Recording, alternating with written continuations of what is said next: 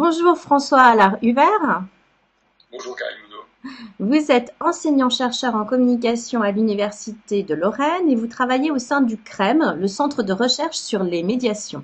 Vos travaux portent sur la question de la transparence et vous vous intéressez plus particulièrement aux controverses polémiques dans l'espace public, en particulier dans les domaines de l'alimentation et de la santé. Dites-nous en quoi les médias et les réseaux sociaux jouent-ils un rôle essentiel pour les consommateurs en ce qui concerne l'alimentation et la santé? Alors, les médias et essentiellement les réseaux sociaux aujourd'hui ont un rôle important pour ce qui est chercher de l'information. C'est vrai qu'il y a toujours eu des médias généralistes ou de la presse qui communiquaient de l'information sur ces sujets-là, mais depuis l'apparition d'Internet et plus particulièrement ce qu'on appelle l'Internet conversationnel, les gens ont besoin d'échanges sur des sujets particuliers et ont pu notamment trouver au travers des forums au départ, et puis maintenant sur les blogs et les groupes, par exemple sur certains réseaux sociaux comme Facebook, trouver plus d'informations, plus d'échanges, plus de contacts, et ça permet de faire circuler une information très rapidement. Circuler une information, mais aussi poser des questions et avoir un retour sur des interrogations qu'on peut avoir sur un sujet lié à l'alimentation ou à la santé. D'accord. Alors, les consommateurs n'ont jamais été aussi informés sur la qualité et la provenance de leur alimentation. Mais est-ce qu'un tel discours de transparence est vraiment possible? Quels en sont les enjeux? Alors, effectivement, il y a eu ces dernières années, avec la multiplication des scandales et un petit peu leur diffusion dans la presse autour de sujets liés, par exemple, au Mediator ou au scandale de la viande de cheval, on a vu apparaître dans la presse un intérêt croissant, mais un intérêt croissant de l'opinion aussi sur ces sujets-là. Donc les citoyens sont en quête d'une information plus claire, plus directe, et surtout d'une transparence des acteurs qui communiquent sur ces sujets-là. Que ce soit des acteurs étatiques, sur les instances en charge du contrôle sanitaire, ou que ce soit les industriels de l'autre côté, qui sont souvent pointés du doigt pour leurs pratiques. Donc dans ces cas-là, on a vu une volonté de mettre en place de la transparence, mais cette transparence, elle n'est jamais totalement complète, parce qu'on a un système qui est complexe, mondialisé, avec beaucoup d'intermédiaires, et quand on a beaucoup d'intermédiaires, il y a toujours des endroits où il y a des opacités, et il y a aussi toujours des endroits où le risque zéro ne disparaît pas.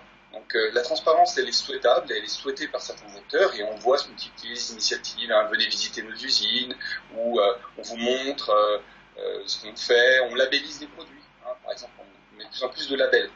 Mais dans tous les cas, ça n'empêche pas, dans certains cas, qu'il y ait des informations qui soient tronquées, manquantes, ou lorsque, dans le cadre très récent de la crise autour du fipronil, sur les œufs contaminés, on se rend compte que l'information n'est pas toujours à la vitesse qu'on souhaiterait et que les réseaux peuvent s'emballer un petit peu autour de ces sujets-là.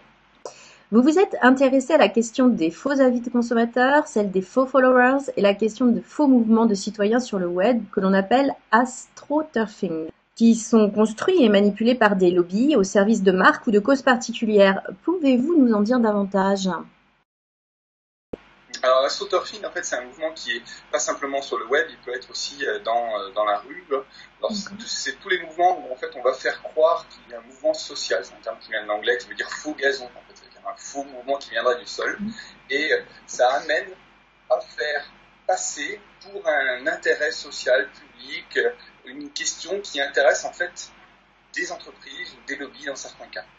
Et ce type de mouvement, on va essayer de faire pression, souvent sur un autre acteur, souvent sur l'État, par exemple dans le cadre d'une législation, en demandant à ce que le législateur soit en faveur de la proposition parce qu'elle serait soutenue par la rue, ou au contraire parce qu'il y aurait beaucoup de personnes qui poseraient cette question sur les réseaux.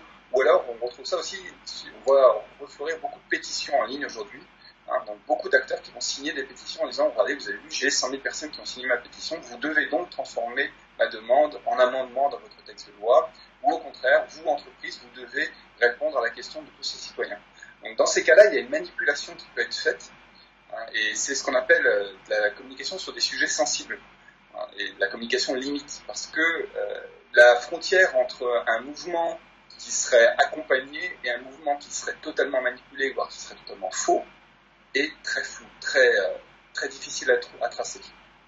Écoutez, merci beaucoup d'avoir répondu à nos questions et puis à très bientôt. Merci beaucoup et à très bientôt aussi. Retrouvez toutes nos vidéos sur notre page Facebook UNSA Éduc Secteur Société ou sur notre chaîne YouTube UNSA Éducation.